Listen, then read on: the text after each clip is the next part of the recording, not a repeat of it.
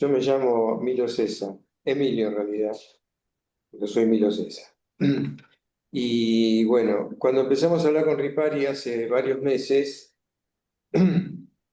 fuimos ordenando, fuimos tratando de sistematizar una cuestión que finalmente terminó siendo un desafío, este, y es tratar de plantear un recorrido por lo que es digamos, el territorio de la arquitectura casi desde sus orígenes, pero basándonos en una mirada de lo que es la ciudad de La Plata.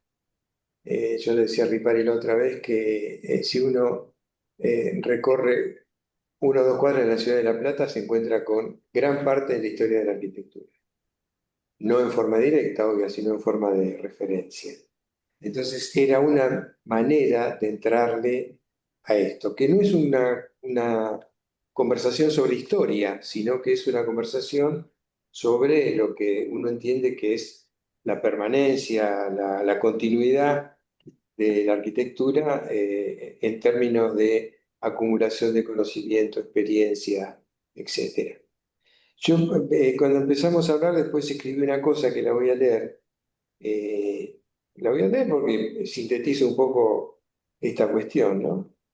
Yo decía, el curso se propone como un espacio de estudio, evaluación y reflexión crítica sobre la continuidad tangible o intangible de arquitecturas construidas a partir de referencias del campo de la cultura arquitectónica, en diálogo con tipologías, lenguajes significantes que se adaptan a la contemporaneidad de cada momento.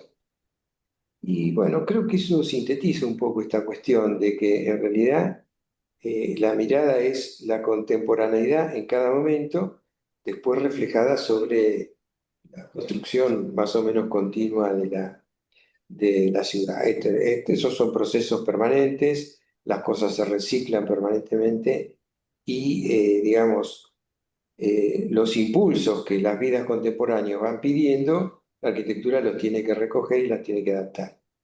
Y ahí se producen algunas variantes que tienen que ver algunos con el sistema productivo, con las tecnologías disponibles, con las condiciones económicas, con los estadios culturales, etcétera. Pero finalmente hay una cuestión que tiene que ver con la construcción del espacio y de la forma, que es lo que nos toca a nosotros, y que ahí tiene algunos patrones que por ahí no se reconocen tan directamente, sino que hay que indagar. Eh, Yo sé que mi discurso va a sonar demasiado académico, pero lo arrastro como un conflicto, lo llevo puesto. Y el mío, no. Probablemente no. Bueno, hacemos un equilibrio. No, no, no es una crítica, lo es una ponderación. En ese sentido, nosotros encontramos 4 momentos fundamentales en estas transformaciones. Uno son los orígenes, que significa lo greco-romano. El segundo momento es lo que nosotros llamamos el germen del humanismo, que es lo posterior a eso, inmediato, y que llega de alguna manera hasta el periodo barroco. Esto tiene que ver con las influencias que tiene y el arrastre que tiene la arquitectura grecorromana. El tercer momento es lo que llamamos época de la razón, y esto tiene que ver con la revolución industrial, el eclecticismo y finalmente el iluminismo, que aparece como una cuestión clave para dar pie a lo que es la etapa del cuarto momento, que es el de la arquitectura moderna, que después se puede clasificar en unos cuantos parámetros. Yo lo que voy a hacer para iniciar esta conversación es un recorrido de todos estos puntos, que, bueno, que lo fuimos sintetizando de acuerdo a nuestro criterio, digamos, pero marcando aquello que nos parecía clave en las transformaciones. En todas las imágenes, lo que aparece a la izquierda, ¿se ve el mouse? ¿Sí? Bueno, sí.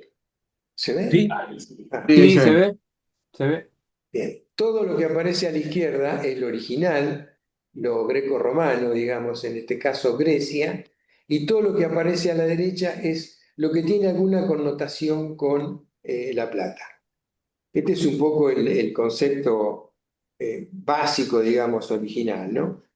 Todo lo griego está basado, primero hay una interpretación inicial que es esto, la arquitectura griega solemne, consolidada, etcétera, está basada en esto que está perfilado acá enfrente, que es casi el rancho, digamos, la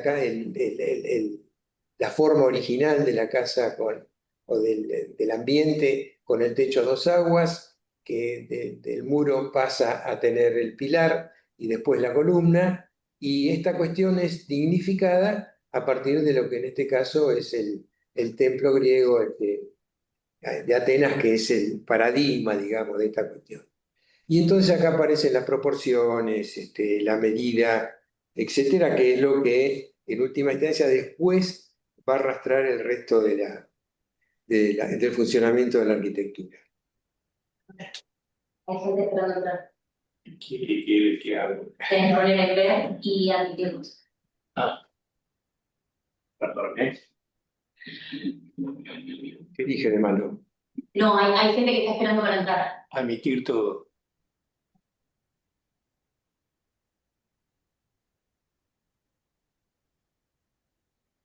Me quedó en la sala de espera Andrés. Muñeca, ay, muy bien. Bien, chica. O sea que cada vez que aparece ese cartelito, se ahorra. Sí. Muy bien. Bueno, no sé, los que entran, uno solo entró. Bueno, ya tenemos 13. Hay una parte bueno, que ya la recorrí, pero sepan perdonar.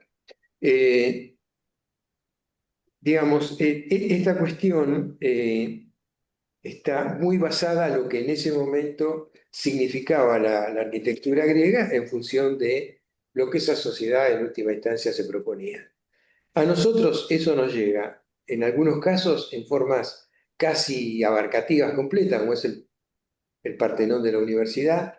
Este barra va a aparecer ahí. ¿Qué se les ocurre? Va y viene. Si no le pasa por encima, no va a aparecer. No va. Ahí el verdecito. Bueno, perfecto. O si no, en la forma básica de algunos elementos, sobre todo tres elementos de la arquitectura griega que se ven muy claramente en el templo, que son el basamiento, el desarrollo, que en este caso es la columnata y el frontis. Esta cuestión, si nosotros la trasladamos a la arquitectura moderna, existe de la misma manera. Todos los edificios tienen una parte inicial, un tronco de desarrollo y algún tipo de coronamiento. Este es casi un estado natural de las construcciones con cierta performance, digamos.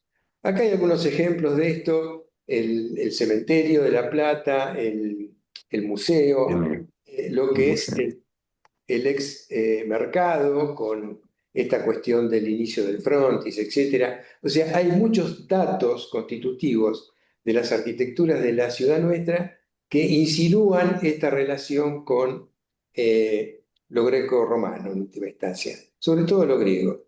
¿Qué significaba esto? Que bueno, que esta era una cuestión del clásico, ¿no? El clásico lo que implicaba era una cuestión de equilibrio, de dignidad, de dimensiones proporcionadas, pero sobre todo de una cuestión de una sociedad consolidada, que tenía algo que demostrar físicamente. Y esto es lo que va a ser sucesivamente retomado. Si vamos a lo romano, si fuéramos, y viéramos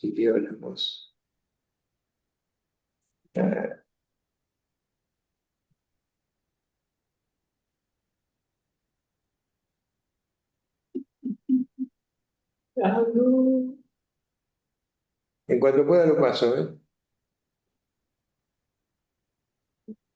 No, no, ni para atrás ni para adelante. Tampoco se pudo operar con esto.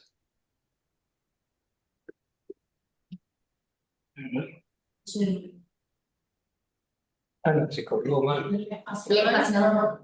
El espaciador, ¿verdad? Este, no. Andú. Eh, No. Por ahí se llega a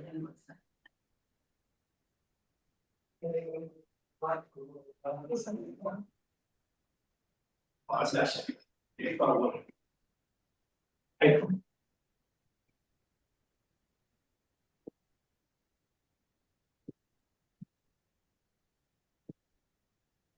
¿Y quiénes le vamos a cantar, bailar, si me ven? ¿Quieren contar algo ustedes? Yo la Partenona sí la despesa en el país. Ah, pues nacional. Sí. Qué serio, García, que estás, ¿eh? ¿Eh? Te veo muy serio, García. Y estoy mirando en un teléfono así chiquito porque no tengo luz.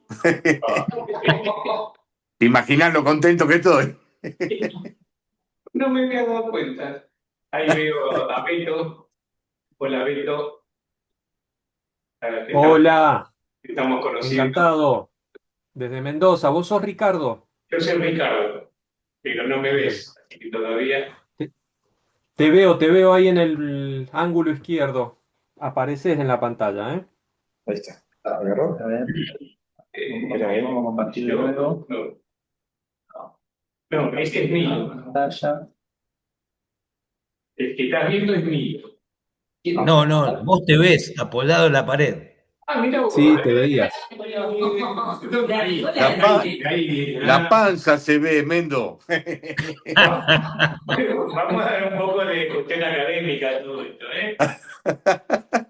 Ahora se ve el power. Sí. La segunda diapo se ve. No, todavía Se no. ve, se ve. ¿Y la barra esta? No ve, a la izquierda se ve Sí. la barra con todas las posiciones, digamos, de las distintas páginas. Sí, Y a la derecha, la primera que se vio. perfecto. No, hay una barra ahí abajo que estamos viendo cómo eliminarla. Se roba una parte de la pantalla. Mira, es mío. Ahí estamos. Que tienes el foro de momento. Sí, Daniel. Esto, yo. Pero es eso, somos todos conocidos, ya está. Era sacarse el. Tal vez. No. Sí, o sea, como que estaba antes. Sí, lo vi. Sí, parece que pasa. Bien. Ahí pasa. Ahí está Roma. Bien, Vamos. muy bien. Llegó Roma, llegamos a Roma. Vamos ando.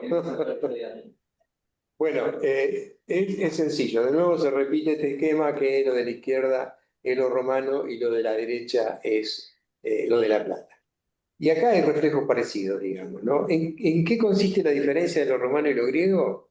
Que lo romano toma elementos de lo griego, por ejemplo, ¿cómo se llama? En la rotonda se ve la cuestión del basamiento, de la columnata, del frontis, etcétera, pero aparecen otros datos, ¿no? Estos tambores o la circunferencia, el prisma este del Coliseo, etcétera.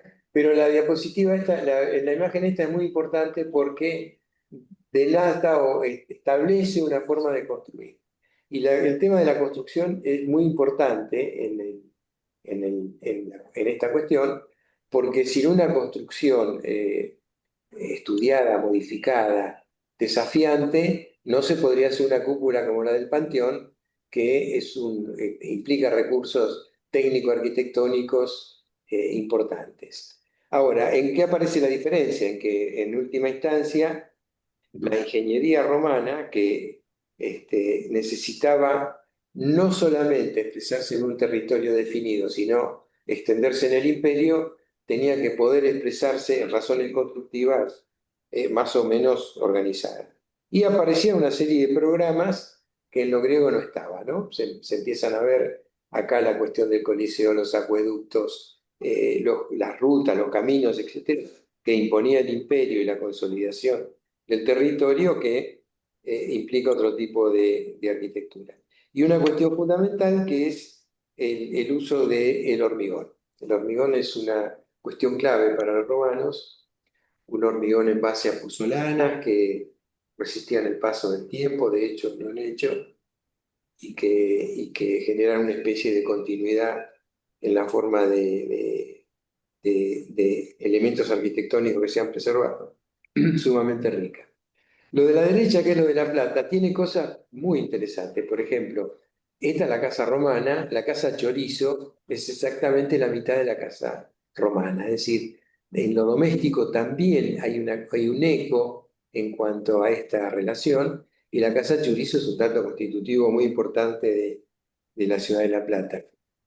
Este es el Coliseo Podestá. El Coliseo Podestá tiene un tambor semejante al del Panteón de Agripa, etc. Y las fachadas de todas estas casas individuales de un piso, de 2 pisos, etc., tienen un montón de datos semejantes a lo que después los romanos y el resto de la arquitectura clásica toman como desarrollo. En última instancia, el gran desafío de los romanos tiene que ver fundamentalmente con la cuestión de la ingeniería aplicada, ¿no? Esta cuestión de un montón de datos que tienen que ver con el territorio, con las ciudades y con los mismos datos domésticos de las casas, ¿no? La ciudad romana tenía desagües en la calle para evacuarlo de las casas, algún tipo de inicio de cañería, etcétera, que implican un desarrollo importante. Las dos ofrecen cuestiones, los griegos y los romanos ofrecen algunas cuestiones que son comunes, ¿no? Los frontis, decíamos hoy, los frontis triangulares, las columnatas, los basamentos y digamos, y la medición de las cosas. La cuestión de la medida y la proporción de las cosas que es sumamente cuidadosa. La etapa del germen del humanismo, que es la que sigue,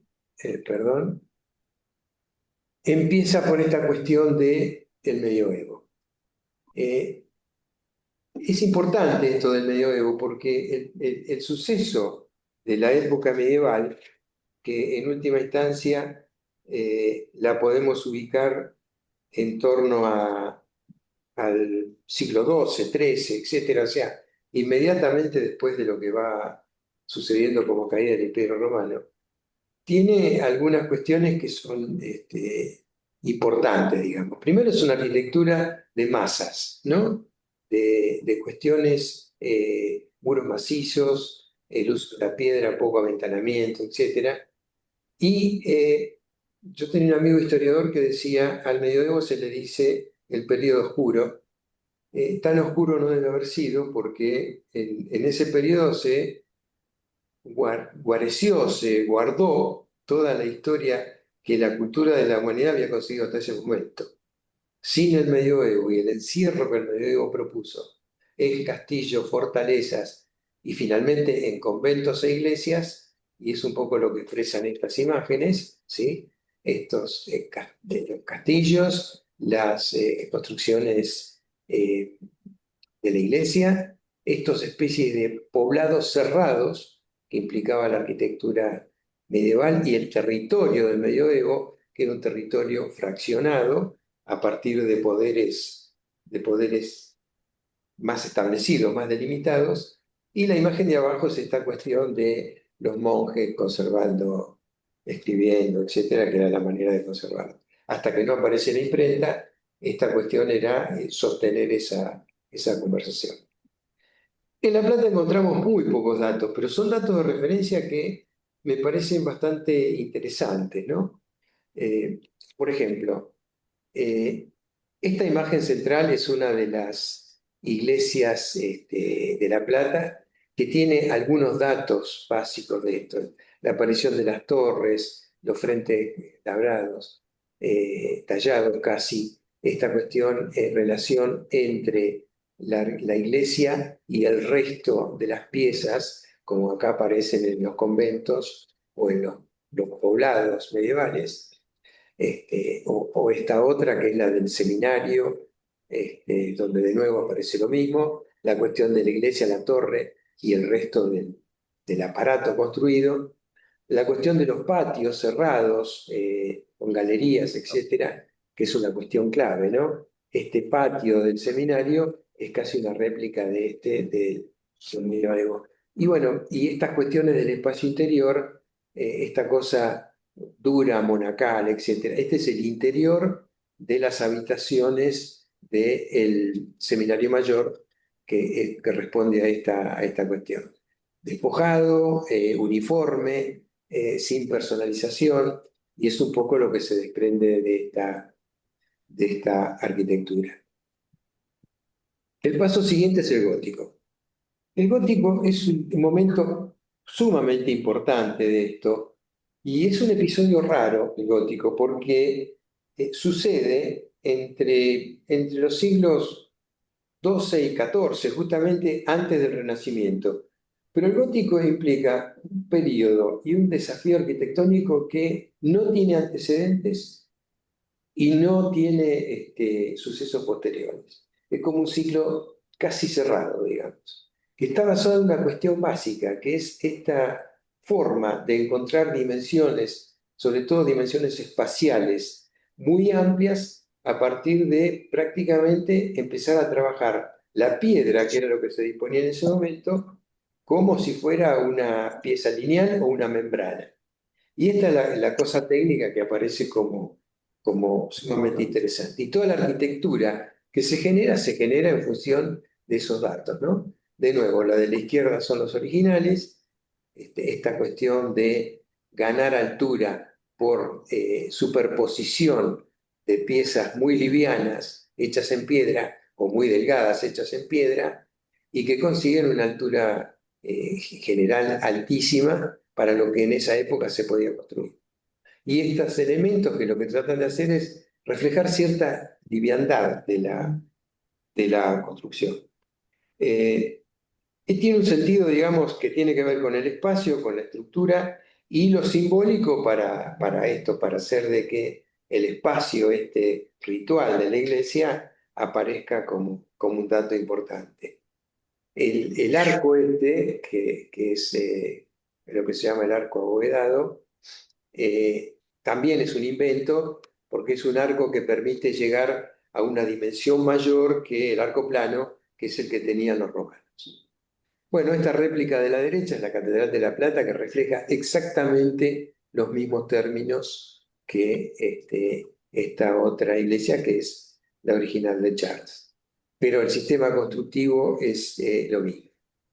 La diferencia es que es mil y pico de años después. Menos, pero bueno, no importa. Hasta aquí está claro, ¿verdad? Como vengo discursiando. Ujú. Sí, muy bien. El siguiente momento es el barroco, el Renacimiento. El Renacimiento es lo que aparece inmediatamente después. El Renacimiento es un salto muy importante en la historia esta, globalmente. ¿Por qué? Porque implica el momento donde, digamos, en todo lo anterior las religiones tenían digamos, una influencia muy importante en poder ejecutar las cosas, pero además en ejercitar, en impulsar cierta tendencia, pero además, bueno, encontrar los fundamentos económicos para hacer las cosas y el poder político y moral con el que actuaban para hacer que las cosas se hicieran. Y el Renacimiento empieza a plantear otra cuestión. El Renacimiento empieza a plantear de que el hombre se podía construir a sí mismo. O sea, no se distancia de la religión, pero empieza a establecer otra condición diferente. Entonces, a partir de ahí, sigue existiendo una relación con una respuesta a la iglesia y a las grandes dimensiones que la iglesia imponía. De hecho, si se fijan en esta imagen de Florencia, lo que más pesa en la imagen de la ciudad es la iglesia de Santa María de Fiore. Entonces sigue habiendo esta continuidad. Ahora, después hay un desafío en lo constructivo, en lo espacial, en lo formal, en el lenguaje, que es absolutamente innovador. Bueno, estos elementos son, esta es la basílica de, ¿cómo se llama? De Palladio, en Ponte Vecchio, donde la arquitectura doméstica y la arquitectura esta de grandes piezas de infraestructura empieza a tomar un lenguaje respetado, considerado, etc. Sí, sí. Y en esto también se refleja este momento clave. Y ciertos edificios institucionales, este es uno español, etc. Pero hay un desafío importante que es lo constructivo, ¿no? Esta imagen, que es de un afiche. Estos son los dibujos originales de Brunelleschi para la cúpula de Santa María de las Flores. Y Brunelleschi tiene dos cosas que son sumamente importantes. Primero, el desafío de lo constructivo. El Museo de la Construcción de la Catedral, que está en Florencia, muestra muy claramente que Brunelleschi inventó máquinas para poder hacer esto, se peleó con los gremios, y avanzó sobre una cuestión que no estaba establecida. Pero además, el desarrollo de la cúpula responde, y acá lo dice estas imágenes no muy visibles al costado, a distintos arcos que va tomando para poder llegar a plantear esa forma. Una cosa que no dije, pero que es importante, es que hasta este momento el peso de los gremios para acumular el conocimiento de la arquitectura y de la construcción era muy importante. De hecho, la masonería aparece en la época del medioevo y el gótico está totalmente fundamentado en eso. Del gótico hay un libro muy interesante que es recomendable, hay que tener ganas de leerlo, porque es bastante largo. Se llama Los Pilares de la Tierra, de un autor que es Ken Forrest. En algunos lugares aparece como uno de los 10 libros que tienen que leer los arquitectos. No lo leyeron, ¿no? Yo me lo comí todo. Los pilares de... Los Pilares de la Tierra.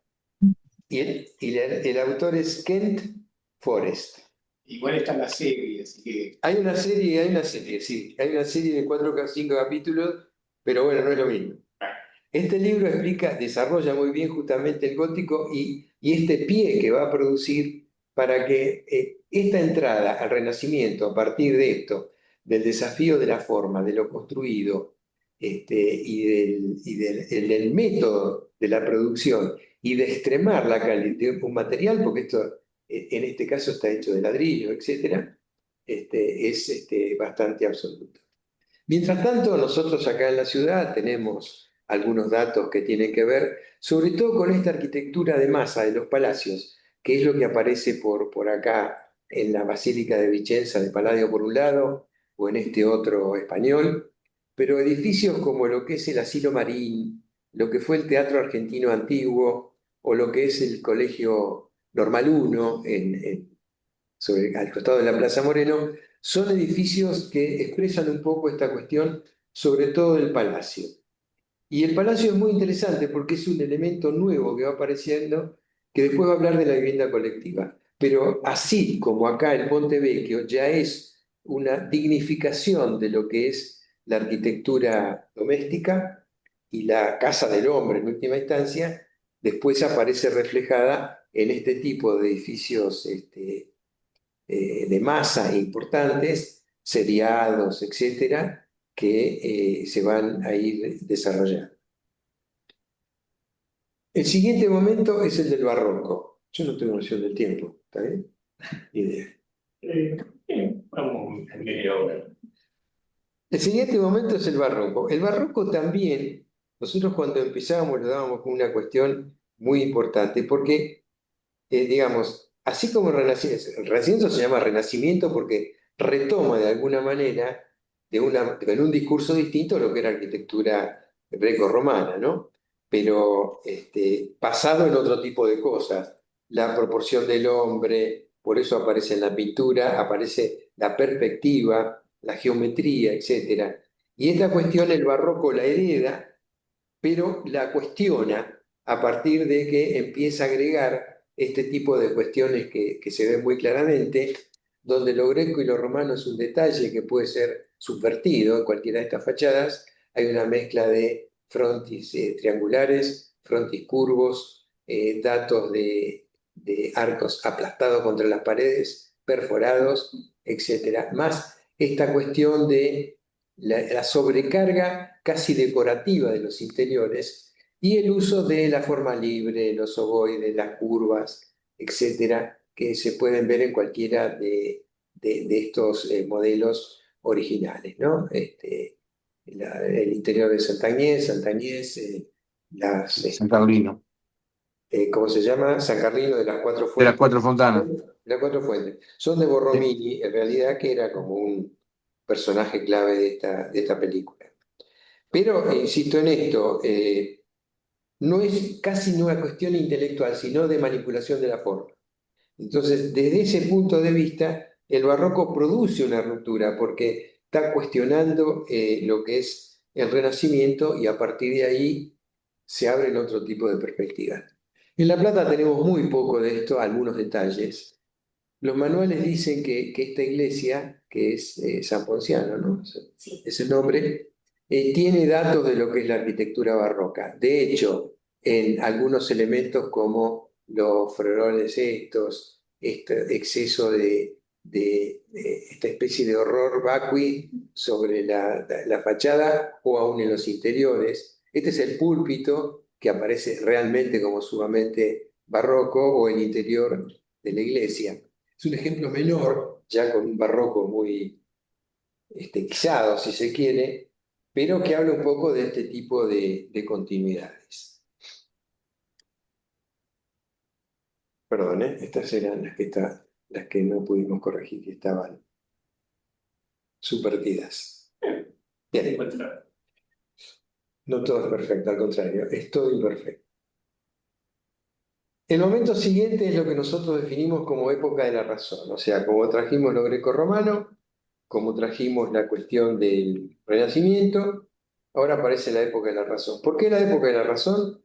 Porque es como una especie de superación después de la crisis del barroco, del manierismo, aparece esta cuestión del clasicismo, que ya es una cuestión mucho más dependiente de una sociedad moderna, de una sociedad masiva, de una sociedad que empezaba a exigir otros programas, de organizaciones políticas que eran distintas, o sea, una serie de datos que hacen que la arquitectura se complejice. Entonces empiezan a aparecer, acá hay ejemplos claros, ¿no? Acá está el Palacio de Congresos de Cuba, de La Habana, y el nuestro, en Buenos Aires. Podría tener otros, pero se replican, pero que son edificios muy importantes, edificios que están demostrando, en este caso, el poder de la sociedad republicana, digamos, ¿no? La división de poderes, etcétera, y son muy representativos. Por otro lado, estos que son también institucionales, este romano, y empiezan a aparecer otro tipo de espacios, particularmente los espacios vacíos, que hasta las plazas, los lugares públicos, que hasta ese momento mucho no aparecían. Y empiezan a aparecer ya las viviendas individuales o colectivas, que empiezan a reflejar algunos de estos datos. Todavía persisten estas cosas de tomar la arquitectura grecorromana o los datos de la arquitectura grecorromana como una cuestión de solidez que refleja, la arquitectura refleja la solidez de las instituciones. La arquitectura un poco siempre termina respondiendo al poder, esto está planteado de esa manera. Está mal decirlo, pero es así. En este momento responde al poder económico, en este país, digamos, a las corporaciones y otro tipo de cosas, pero termina funcionando de esa manera. Bueno, las derechas son las de La Plata, un poco Y hablando del poder. hablando de poder. Del poder no tanto, porque La Plata mucho no puede. Pero bueno, estos edificios particulares que son del clasicismo, el Colegio Nacional, el museo, el museo entero, otros edificios. Este es el pasaje de Aldo Rocha, la primera versión, creo, que no tenía la mansarda. Y alguna arquitectura de vivienda, como esta de acá abajo, que es una vivienda colectiva casi de la época de la fundación, que es casi una réplica de superposición de Casa Chorizo, pero que empieza a tener justamente una manifestación parecida al lenguaje de los edificios. De nuevo aparece acá planteado al extremo, en todos los casos, la cuestión de el basamento, el desarrollo y el coronamiento de todos los edificios. El siguiente es, dentro de la época de la razón, el eclecticismo, que en realidad es una variante del clasicismo, es una variante, si se quiere, más atrevida, porque empieza a generar otro tipo de cosas, ¿no? Empieza a generar una especie de hibridación, donde se toman piezas que tienen que ver con distintos momentos, distintos estilos que se van superponiendo. Es como si se dibujaran arriba de la fachada momentos que son absolutamente distintos. Y acá hay ejemplos claves, yo tomé algunos de Buenos Aires inclusive, eh, que son estos dos, el Teatro Colón y perdón, el edificio que se llamaba el Palacio de Aguas, que ahora es el Museo de Obras Sanitarias, un edificio magnífico. Y bueno, algunos edificios, este es parisino, este creo que es español, pero esto es alergia, ¿eh? Pero no al tema este. Bueno. No, es constitutiva, digamos.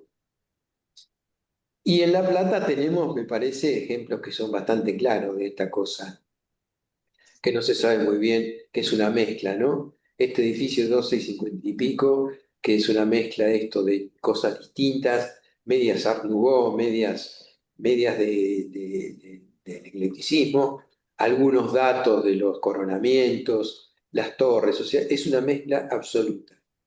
Y un poco lo mismo pasa con algunos edificios institucionales, porque yo me animo a decir, a costa de que me tiren piedras, que los edificios famosos de La Plata, institucionales, son eclécticos, todos, casi todos, no responden a un solo patrón.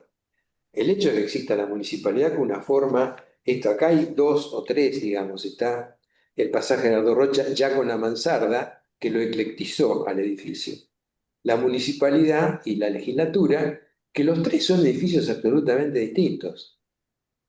Uno basado en la arquitectura francesa, que se amaba en ese momento, otro que es una especie de eh, palacio de campo alemán o francés, una cosa de esa, y este otro que es una mezcla de todas las cosas que andaban dando vuelta. Todo esto es un poco mestizo, un poco ecléctico, y yo creo que en estos edificios tan importantes de la ciudad se reflejan bastante. Es cosa mía, ¿eh? Se puede estar en contra totalmente. Eh, Coincido. Perdón, no, sigo. Sucede simultáneamente con esta cuestión de la revolución industrial.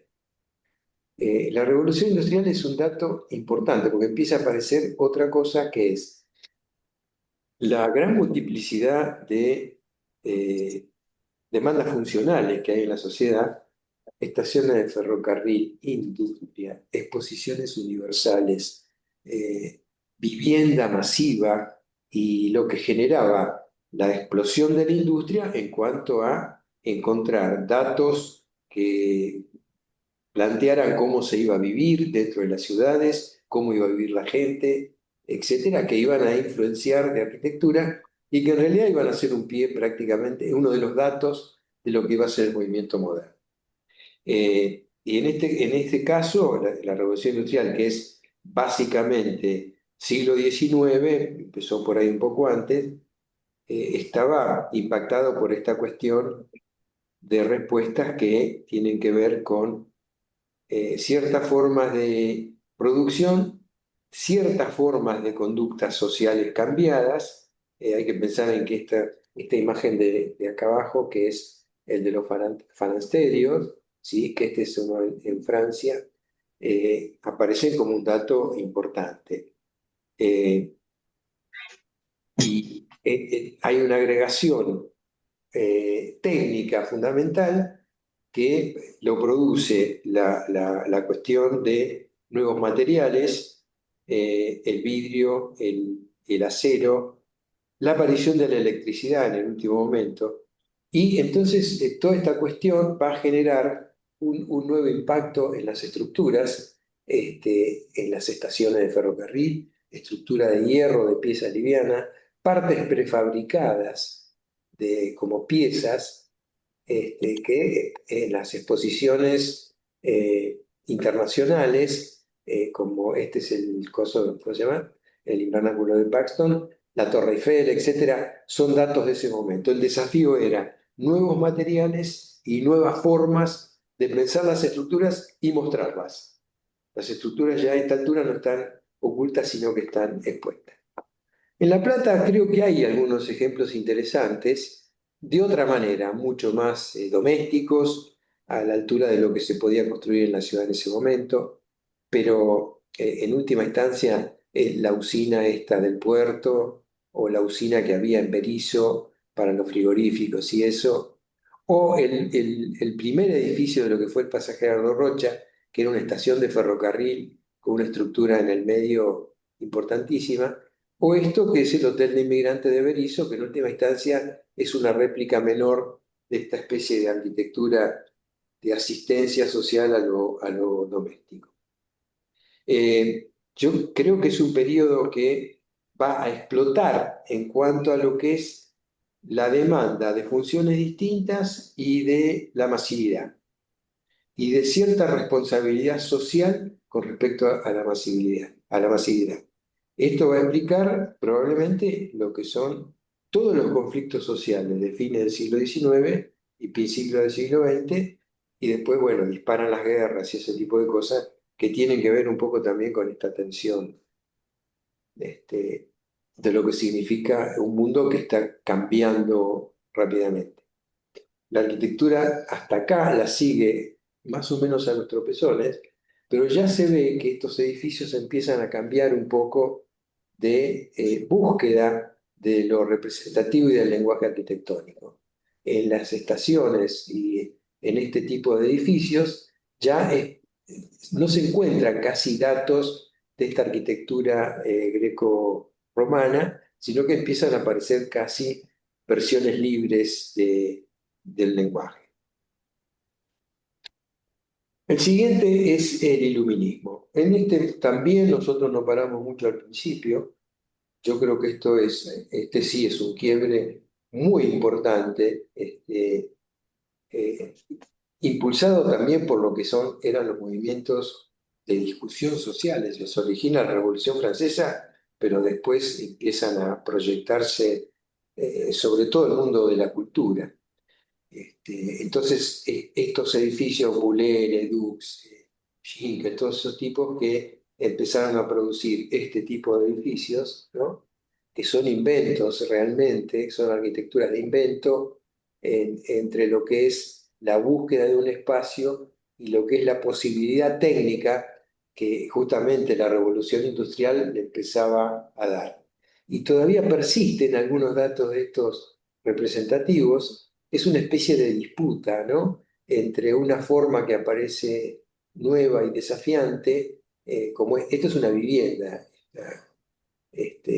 y esta otra que todavía tiene rastros de ciertos elementos clasicistas. Esta es la parte central de una pequeña ciudad industrial que se llamaba la ciudad de Sardes, o una cosa así, en Francia. Lo nuestro tiene que ver más con otro tipo de cosas, con edificios de servicio, pero cualquiera de estos observatorios o, ¿cómo se llaman estos? Los planetarios, etcétera, son desarrollos de este tipo de forma, y este interior de un planetario hubiera sido la envidia de Boulez a partir de que él se imaginaba el espacio, pero no con esta complejidad funcional. Entonces, aquí hay otro capítulo del reciclaje de la forma del espacio y de la concepción de la cosa que me parece que tiene bastante importancia. Y pasamos a lo que es el movimiento moderno y los inicios, que ya lo vamos a discutir después cuando llegue el momento específico, pero es muy importante porque aparece una serie de cosas que hasta ahí no se habían encontrado. O sea, la búsqueda de una forma desprendida del clasicismo, formas que reflejaban respuestas espaciales y formales a demandas que tienen que ver ya decididamente con la vida pública o la vida cotidiana, y la organización de las urbanizaciones, las ciudades, los pueblos, los barrios, etcétera, ¿no? O sea, el Karl Marx Hof de Viena y los Hof de Viena, que son un montón, reflejaban esta especie de conducta de querer llevar la dignidad de lo que era una vivienda individual, ¿no? A lo que es la repetición masiva. Y el invento de la forma. Esta cosa con el símbolo nazi es muy interesante es parecido a lo de Santelía y a otras cuestiones que aparecen mezcladas con esto. Después vamos a profundizarlo. Este es un ejemplo que también después lo podemos ver, que se llama Atlantropa. Este es un personaje alemán que quería inventar un dique en el Peñón de Gibraltar para regular el nivel del Mediterráneo. Y a partir de eso generar tierra nueva. Es una historia. Se la quiso vender a Hitler, por eso esta figurita, y era tan brutal lo que proponía que hasta Hitler lo sacó a las patadas. A lo mejor si estaba Trump lo agarraba. Y poco de... Bien, después lo vamos a mirar un poco. Bueno, pero quiero decir, acá hay una cosa que a mí me parece uno de los datos importantísimos de esto. El movimiento moderno, para mí, esto también me hago cargo de mis palabras, se transforma en una cuestión muy autoritaria. Impone la condición de la construcción del lenguaje, de lo que va a ser, desde que se inventa a sí mismo hasta hoy. Entonces, a lo mejor lo greco-romano también era autoritaria, pero no lo sabían. En cambio, estos muchachos sí lo sabían exactamente. Pero tenía una serie de condiciones que eran muy importantes. Primero, porque estaba desarrollado en base a esta cosa de que asimilaba el arte, asimilaba la industria, asimilaba la tecnología, asimilaba las necesidades espaciales de nuevas cuestiones, nuevos materiales, las mejoras que produjo la electricidad y todo ese tipo de cuestiones. Y algo fundamental, que es que el logro de una casa individual, como el de la Ville-Savoie, después se traslada a la vivienda colectiva, de alguna forma. El propio Le Corbusier lo hace, cuando trata de hacer una unidad de habitación de Marsella. O sea, la casa Curuchet no es más que una réplica de lo que es cada uno de los departamentos de la casa de la unidad de habitación de Marsella, este, agrandada, complicada, con otras cosas, con el trabajo, etcétera, y enchufadas en el terreno de una ciudad. Pero conceptualmente, esta es la cuestión que me parece interesante. Y bueno, y en la ciudad de La Plata ahí ya tenemos ejemplos mucho más concretas de esta primera etapa del movimiento moderno, porque la ciudad es una de las cosas, la ciudad de La Plata pasa casi de un golpe del clasicismo al racionalismo moderno, casi sin anestesia, digamos. Entonces empieza a producir este tipo de cosas, ¿no? Edificios de envergadura, esta es la clínica esta de 1,50, la Coruchet obviamente que es un paradigma, casas individuales aún pequeñas que tienen datos de esta arquitectura racional, y bueno, estos edificios que son deportivos, el Jockey Club de Punta Lara, el hipódromo, o sea, empiezan a aparecer estas complejidades funcionales que tienen que ver con la habitación, con la salud, con el esparcimiento, las escuelas, etc. Entonces la arquitectura empieza a asumir masivamente la complejidad del mundo y con un lenguaje que un poco opera en función de todo esto. Esto tiene una discusión de base importante, que es esto entre lo racional y lo orgánico, lo que llamamos lo racional y lo orgánico. Acá en las imágenes creo que todos más o menos lo sabemos a esto, vale la pena reemplazarlo. En las imágenes de la izquierda, las extremas son esta cuestión de lo racional, Mies van der Rohe, la Bauhaus, etcétera, y por el otro lado todo lo que es orgánico, Wright, Sharum, todos estos personajes que entendían otra cuestión. Esto lo discutieron bastante, obviamente la discusión la ganó el equipo de lo racional, y nuestras ciudades son en este caso expresión de esta cuestión. Nosotros tenemos de eso mucho más de lo racional que de lo orgánico, mucho más, porque o sea, el ambiente de nuestras ciudades es lo racional, y lo racional se impone produciendo lo occidental, que eso es otra conversación que vale la pena tener. Bueno, acá están estas cosas del Ministerio de Obras Públicas, una vivienda individual chica, una vivienda colectiva, o los detalles estos arquitectónicos, ¿no? La casa de Krause Paternostro, una vivienda en el centro de La Plata, un detalle, etcétera, que van dando testimonio de estas cuestiones. Esta discusión se dirimió bastante en los congresos de arquitectura. En realidad hay un congreso que es el de la Sarraz, creo, no recuerdo bien el año, pero es más o menos por el 40, algo así, donde el grupo Le Corbusier gana la discusión, digamos. Entonces, por ahí aparece otra cosa. Hay un libro muy interesante que estaba en inglés y que ahora tiene una publicación en español, que no sé exactamente cómo se llama, pero el autor es un inglés que se llamaba Colin St. John Wilson. Y el libro, no recuerdo bien el título, pero algo parecido como El otro movimiento moderno o una cosa parecida, donde él justamente discute esta discusión entre lo racional y lo orgánico y el triunfo de lo racional y qué personajes quedaron de un lado y cuáles del otro y quién ganó la discusión.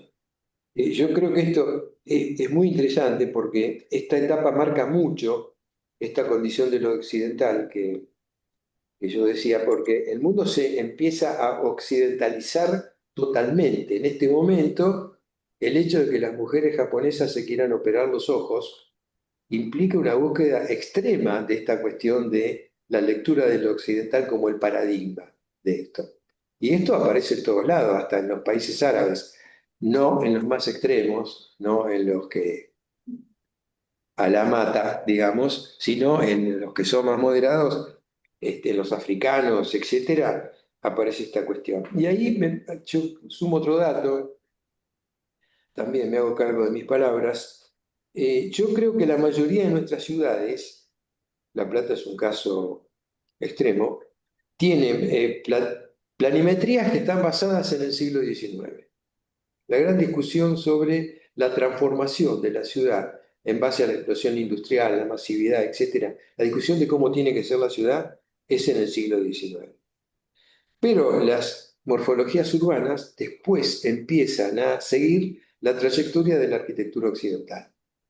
Entonces, ese ensamble es lo que va dando un resultado donde aparece esta cuestión de que las cosas se empiezan a parecer a sí mismas. O sea, hay fotos que uno puede sacar en una ciudad, en la Argentina, en Chile, en algunos lugares, en Europa, en Estados Unidos, Kuala Lumpur, donde sea, y si no te dicen dónde está, es lo mismo, digamos, esta cosa que se repite.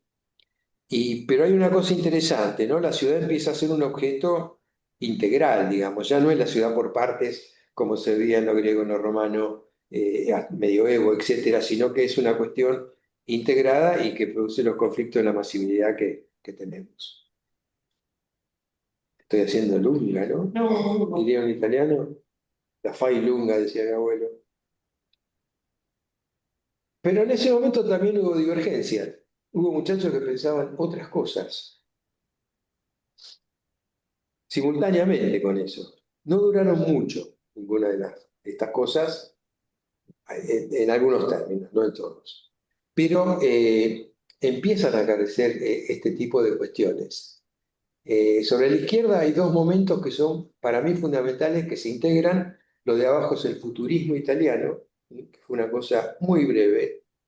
El futurismo duró muy poco y tenía una carga de arquitectura cerrada, digamos, pero con una proyección de la forma y de la complejidad de las cosas que es realmente notable, y lo muestran esas dos imágenes. Esa pequeña escultura habla de un divorcio total con la forma clásica y la búsqueda de una forma libre, y la fotito esta, el dibujo este de la derecha, de asumir totalmente la complejidad de la ciudad. Hay un dibujo de Da Vinci que no lo traje, pero que es interesante, que es muy parecido. Y por otro lado, el constructivismo ruso, que tampoco es solamente una cuestión de arquitectura, es una cuestión del estado del arte en general, la pintura, la escultura, etcétera, que yo creo que después va a ser el pie de la Bauhaus, ¿sí? Pero también me hago cargo de mis palabras. Tampoco duró. En realidad estaba muy basado en cuestiones de voluntarismo que tenía que ver con la construcción de la ciudad, que no prosperaron, tanto en el caso de los italianos como en el caso de lo que en ese momento era la Revolución Soviética. En nuestro caso, acá en La Plata, esto no llega de cualquier manera. No me cabe duda que el trazado de la ciudad de La Plata sí tiene que ver con eso, porque es una transición entre un trazado necesario y buscar los elementos geométricos puros para poder establecer ese trazado, que era lo que en última instancia estaba buscando esta arquitectura, esta escultura o este lenguaje pictórico, que era esta transición con producir una abstracción y una morfología geométrica, morfológica, etcétera, que pudiera ser trasladada a las cosas. Entonces, esta cuestión de la abstracción como un dato importante me parece que tiene mucho que ver con esta cuestión. Pero dispara otro tipo de cosas, ¿no? Esta imagen de acá abajo, por ahí no la conocen, es un hotel, un telo, digamos, acá en La Plata, que está al costado del Hotel Provincial, en 21 y 530, creo que es. 529. No pongas cara de que lo conoces. Me contaron. Te contaron. Sí. Una cosa muy curiosa, porque justamente es una especie de patear el tablero, el que hace una cosa de esta, que era lo que estaba haciendo esa gente, de otra forma, pero hecha de esa manera. Hay otros ejemplos, ¿eh? Yo encontré varios ejemplos de esto, de esos tipos que de golpe aparecen con otro tipo de sustancia. Y bueno, algunas cosas muy suaves que tienen que ver con algunas construcciones domésticas, algunas existentes, otras que no están más. Y aparecen finalmente estas cuestiones, ¿no? Que van apareciendo a partir de que el siglo se va complicando. Empiezan a aparecer para mí dos cuestiones que son básicas, que son la cantidad o la ¿cómo se llama? Sí, la cantidad y la heterogeneidad de las cosas. Ya es muy difícil reconocer determinados movimientos, determinados grupos culturales, sino que empiezan a aparecer cuestiones que son distintas y que tienen que ver con otra cosa, que es esta divergencia que empieza a producir en aquello que está considerado como ley, digamos, como cosa establecida, reconocida, que la sociedad la cultiva de alguna manera, y otras cosas que son individuales. Y bueno, eso tiene que ver justamente con una cuestión que no solo tiene que ver con la arquitectura, tiene que ver con la sociedad. O sea, hay datos culturales que están establecidos y otros que no están establecidos y conviven generando una especie de heterogeneidad importante. Entonces, si uno mira estas imágenes, lo que fue el Team 10, que es el que empieza a cuestionar toda esta cuestión del movimiento moderno, eh, el Economist de Londres, Van Eyck, el metabolismo, o este personaje que es Libelio Wood, que es un personaje que se empieza a atrever con la forma, que después tiene proyecciones que las podemos desarrollar un poco más. Pero todas estas cuestiones justamente son interactivas, actúan entre ellas, está todo junto esto, y van formateando un mundo físico que cambia. Nuestra ciudad no lo refleja demasiado, pero sí tiene este tipo de conductas, digamos, ¿no? Frente a la municipalidad, la ciudad construye estos dos grandes aparatos que cuestionan esta cuestión de la escala original de lo que quería ser la ciudad de La Plata y produce justamente estas interacciones disruptivas, se dice ahora que son, pero de alguna manera persiguen el mismo objetivo que estas cosas.